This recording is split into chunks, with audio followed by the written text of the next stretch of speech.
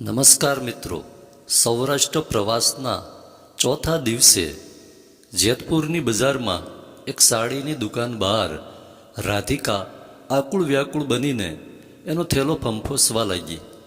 થેલામાં રહેલ પાકીટમાં માત્ર 200 રૂપિયા અને થોડું પરચુરણ હતું અને પ્રવાસનો એક દિવસ હજી બાકી હતો. એણે મનોમન ગણતરી કરી તો ખ્યાલ આવ્યો કે 500 રૂપિયા ઓછા છે. આગલા 3 દિવસ દરમિયાન કોઈ લાંબી ખરીદી તો કરી જ નહોતી. પપ્પા જયરામભાઈ માટે 200 રૂપિયાનો જબ્બો, નાના ભાઈ ગૌરવ માટે 150 રૂપિયાનું ટી શર્ટ, મમ્મી લક્ષ્મીબેન અને પોતાના માટે પીન બોરિયા તેમજ બંગડીમાં 150 રૂપિયાનો ખર્ચ, સરવાળો 500 રૂપિયા થતો હતો. એ પ્રવાસે નીકળતી વખતે માંડ 1300 રૂપિયા ઘેરથી લઈને આવી હતી. અત્યાર સુધીના પ્રવાસમાં બહારનો નાસ્તો તો દૂરની વાત રહી, પરંતુ પાણીના પાઉચ સિવાય બીજો કોઈ ખર્ચ એણે નહોતો કર્યો. પ્રવાસમાં 2 ટાઈમ જમવાનું અને સવારે ચા નાસ્તો મળી જ રહેતો હતો. પછી બીજું શું જોઈએ? હા, એની પાસે ઘેરથી લાવેલ નાસ્તાનો ડબ્બો પણ હતો જ.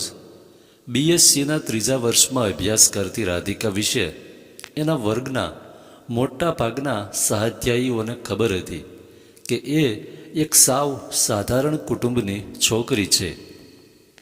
વતનના ગામથી આવજા કરીને અભ્યાસ કરતી રાધિકાને કોઈ મોટું મિત્ર વર્તુળ નહોતું.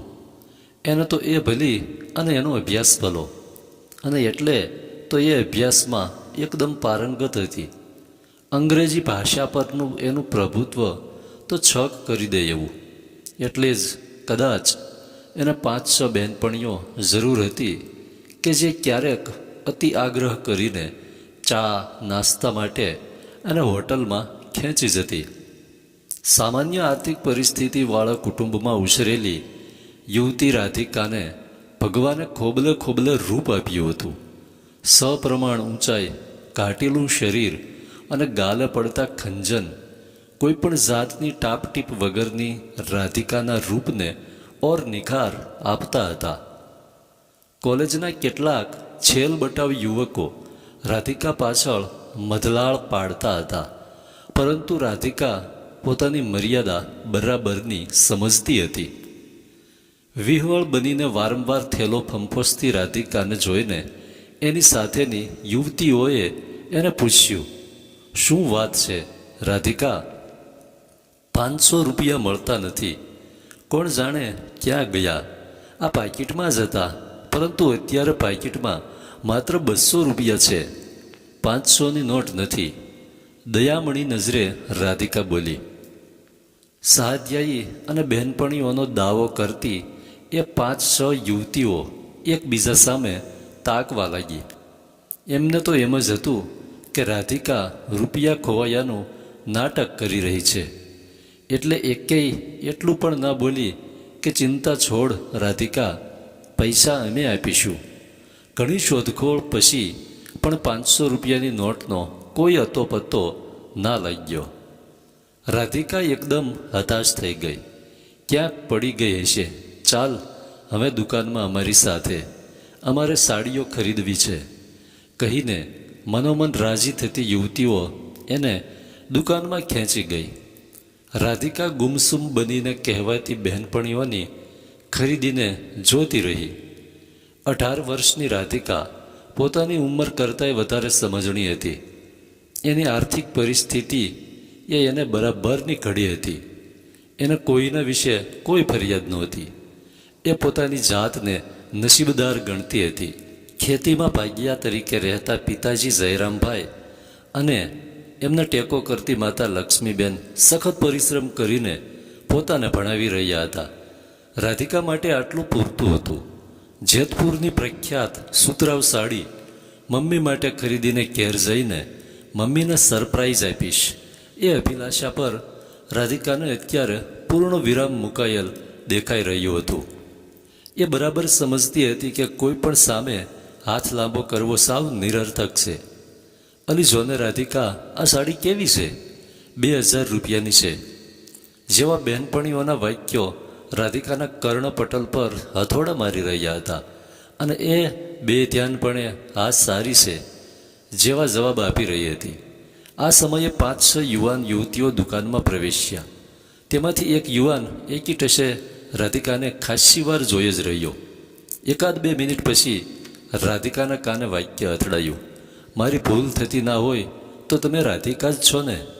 પોતાનું નામ સાંભળીને રાધિકાથી ઊંચે જોવાઈ ગયું. ઉભેલ યુવાન સામે એની નજર મળી. રાધિકા પણ એ યુવાનને તરત જ ઓળખી ગઈ. એ ખચકાતા બોલી, તમે સુમિત છો ને? હા ભાઈ હા, હું સુમિત છું, પરંતુ તમે અહીં ક્યાંથી? સુમિત આશ્ચર્ય ભાવે બોલ્યો. જવાબ આપતા રાધિકા બોલી, કોલેજના પ્રવાસમાં આવી છું. અને તમે જેમ આવ્યા છો તેમ હું પણ કોલેજ પ્રવાસમાં જ આવ્યો છું. અહીં મમ્મી માટે સાડી લેવા આવ્યો છું.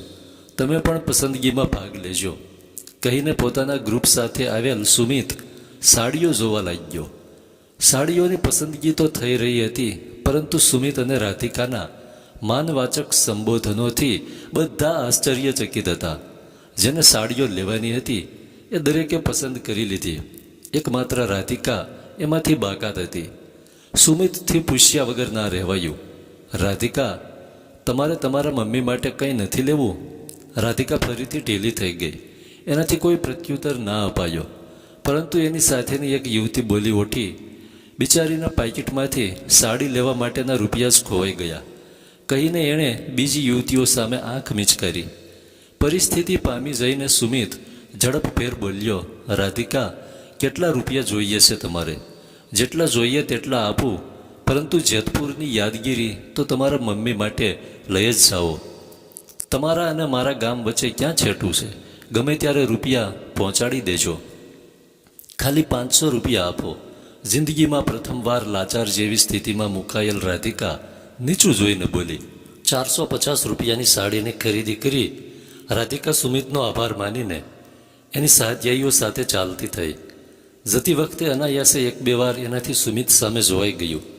આખરે મારી અભિલાષા સંતોષાઈ ખરી. મમ્મી સાડી જોઈને કેટલી રાજી થશે. ખૂબ ખૂબ આભાર તમારો સુમિત. મનોમન બબડતી રાધિકા ઉતારે પહોંચી ગઈ. એ રાત્રે એને મોડે સુધી ઊંઘ ના આવી. એ વિચારે ચડી ગઈ. રવિવાર અને રજાના દિવસોમાં ગામમાં ઘરકામ કરીને ભેગા કરેલ 2000 રૂપિયા અને એના મમ્મી લક્ષ્મીબેને બીજા 2000 રૂપિયાનો ટેકો કરીને આગ્રહપૂર્વક એને પ્રવાસમાં મોકલી હતી. રાધિકા તો ના કરતી રહી હતી, પરંતુ દીકરી, આપણા નસીબમાં બીજા સુખ તો નથી લખાયા, પરંતુ આ 5 દિવસ ફરી આવ, તને પહેલાંના સોગંદ છે, કહીને રાધિકાને મનાવી લીધી હતી. અરે રે, સુમિતનો ભેટો ના થયો હોત તો મમ્મી માટેની સરપ્રાઇઝનું શું થાત? એ સાથે એના મન પર સુમિત સવાર થઈ ગયો. રાધિકા 12મા ધોરણમાં હતી ત્યારે પરિવારમાં 5મી-6ઠ્ઠી પેટીએ થતી એની પિતરાઈ બહેનના લગ્ન લેવાયા હતા. જાન સુમિતના ગામથી આવી હતી અને તેમાં સુમિત પણ હતો. જાનનો ઉતારો રાધિકાના ઘરની પાસેના ઘેર હતો. જાનમાં આવેલ સ્ત્રીઓ ઢોલે રમી રહી હતી. એ વખતે એક ભેંસ ભડકીને પોલ્લો કરતા ભાગી અને છાણના છાંટા ત્યાં ઉભેલ સુમિતના શર્ટ ઉપર ઉડ્યા. માત્ર પહેરેલ કપડે આવેલ સુમિત ક્ષોભીલો પડી ગયો. પરિસ્થિતિ પારખીને ત્યાં ઉભેલ રાધિકાએ ત્વરિત સુમિતને કહ્યું, મારે ઘેર આવો, હું તમારું શર્ટ ધોઈ આપું. કોઈ પણ પ્રકારની ઓળખાણ વગરની એક સીધી સાદી છોકરીના આ વાક્યથી સુમિતના જીવમાં જીવ આવ્યો. એ રાધિકાની પાછળ એના ઘેર ગયો. રાધિકાએ ખાટલા પર ગોદડું પાથરીને સુમિતને બેસાડ્યો અને પાણી પાયું. રાધિકા ઝડપભેર શર્ટ ધોવા લાગી. જ્યાં છાંટા ઉડ્યા હતા એ ભાગ ધોયા. પછી ચૂલો પેટાવીને રાધિકા શર્ટને તપાવવા લાગી. માત્ર અડધો 1 કલાકમાં એ સુમિતને શર્ટ આપતા બોલી, ઘરમાં ઇસ્ત્રીની સગવડ નથી એટલે થોડી વાર લાગી. તમારો ખૂબ ખૂબ આભાર. તમારું નામ શું અને તમે શું કરો છો? સુમિતના આ પ્રશ્નના જવાબમાં રાધિકા બોલી, મારું નામ રાધિકા છે. મારા પપ્પાનું નામ જયરામભાઈ છે. મેં 12મા ધોરણની પરીક્ષા આપી છે. પરિણામ આવવાનું બાકી છે. જે ઘેર તમે જાન લઈને આવ્યા છો તે અરુણા અમારા પરિવારની જ છે. અત્યારે મમ્મી પપ્પા અને પહેલો માંડવે છે. હું જાનને ઉતારે આવી હતી. દેશી નળિયાવાળું નાનકડું મકાન, લીપણ કરેલું આંગણું અને રૂપરૂપના અંબાર સરખી તરુણીને સુમિત ઘડી પર જોતો જ રહ્યો.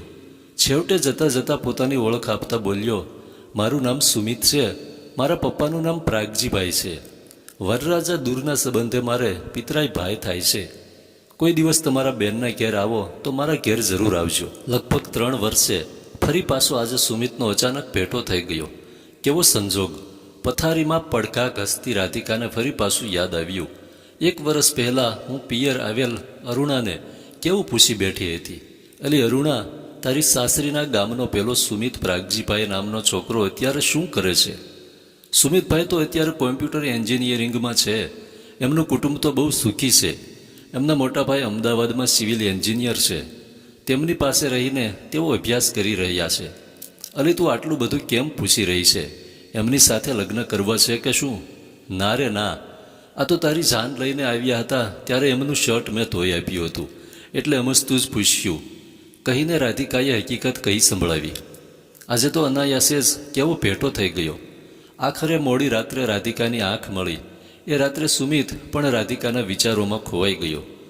જો કે રાધિકાને પામવાનો તલસાટ સુમિતના હૃદયમાં ઘણો વધારે હતો. સુમિતનું કુટુંબ અત્યારે સુખી કુટુંબ કહી શકાય. કુટુંબમાં પિતા પ્રાગજીભાઈ અને માતા ગીતાબેન, મોટો ભાઈ સંજય અને તેની પત્ની સુમિતા. પ્રાગજીભાઈ ગામની જ હાઈસ્કૂલમાં ફરજ બજાવી રહ્યા છે અને નિવૃત્તિના આરે છે. સંજયને અમદાવાદમાં પોતાની ઓફિસ છે અને ખૂબ સારી કમાણી કરી રહ્યો છે. સુમિત ભાઈ ભાભી પાસે રહીને જ અભ્યાસ કરી રહ્યો છે. સંજયની પત્ની સુમિતા MA પાસ અને સુખી પરિવારની દીકરી છે, પરંતુ ખૂબ અભિમાની અને એક નંબરની આળસુ છે. વેકેશન દરમિયાન પ્રાગજીભાઈ અને ગીતાબેન અમદાવાદ આવીને રહે ત્યારે સુમિતાનું મોં સતત ચડેલું રહે છે. બીજા ત્રીજા દિવસે બજારું ખોરાક ઘરમાં હાજર. બહારની ખાણીપીણીથી નહીં ટેવાયેલ ગીતાબેન અને પ્રાગજીભાઈ મનોમન બળીને ખાક થઈ જાય છે, પરંતુ દીકરાની વહુને શું કહેવું? થોડા સલાહ સૂચનમાંય ધોકા જેવો જવાબ મળે ત્યાં શું કહેવું? બિચારા 15 દિવસ રોકાઈને વતનમાં ઉપડી જાય. સુમિતની દશા પણ કંઈ સારી નહીં.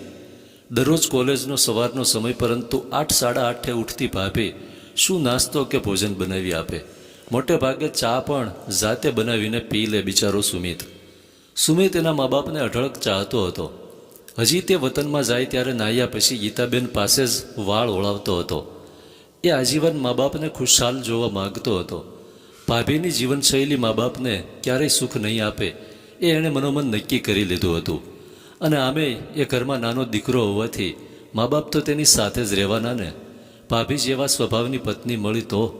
છેલ્લા 1 વર્ષથી આવા જ વિચારોમાં ખોવાયેલ સુમિત અઠવાડિયા પહેલાં વતનમાં ગયો ત્યારે અરુણા ભાભીના ઘેર જઈને પૂછી બેઠો હતો, ભાભી, રાધિકાનો સંબંધ તો હજી નથી થયો ને? નકારમાં જવાબ મળતા કેટલો ખુશ થઈ ગયો હતો. બસ અભ્યાસ પૂરો થતાં જ પપ્પાને માગું નાખવા મોકલી દેવાશે. મને ગળા સુધી વિશ્વાસ છે કે રાધિકા મારા કુટુંબને સર્વ પ્રકારે અનુકૂળ રહેશે. સાધારણ પરિસ્થિતિ પરંતુ સંસ્કારોની મૂડીથી ભરેલી રાધિકા મને સર્વે પ્રકારે સુખી કરશે તે નક્કી જ છે. પરંતુ રાધિકા આ સંબંધને નકારી તો નહીં દે ને. અડધી ઊંઘમાંય સુમિતને પરસેવો વળી ગયો. એ પથારીમાંથી બેઠો થઈ ગયો. એ ઘડીભર બેસી જ રહ્યો, પરંતુ ઊંડે સુધી એને વિશ્વાસ હતો કે રાધિકા ના નહીં જ પાડે. રાધિકાને પામવાનો સુમિતનો તલસાટ વધી ગયો. લગભગ 15 દિવસ પછી પિયરમાં આવેલ અરુણા સાંજના સમયે રાધિકાને ઘેર વધાઈ ખાવા આવી પહોંચી ને ધીમેથી બોલી, અલી એ સુમિતભાઈ તો તારા પર ઓળઘોળ થઈ ગયા છે.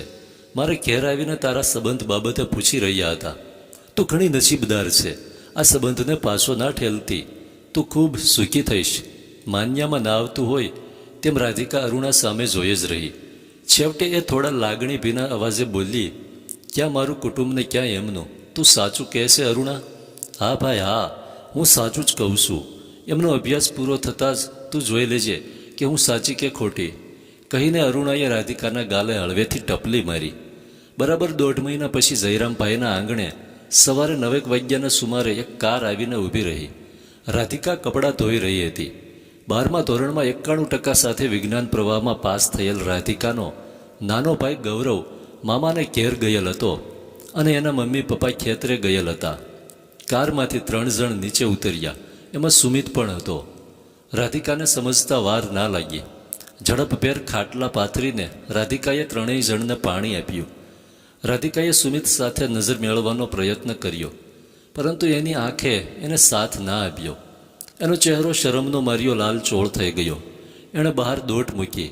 ઘરથી 301 મીટર દૂર આવેલ ખેતરે એ ક્યારે પહોંચીને ક્યારે એના મા બાપને ઘેર બોલાવી લાવી એનું એને ભાન ના રહ્યું. સમાજમાં સારી એવી ખ્યાતિ ધરાવતા પ્રાગજીભાઈ સાથે રામ રામ કર્યા પછી જયરામભાઈ બોલ્યા, મારા જેવા ગરીબના આંગણે આપના પગલાં. અરે તમે ક્યાં ગરીબ છો જયરામભાઈ?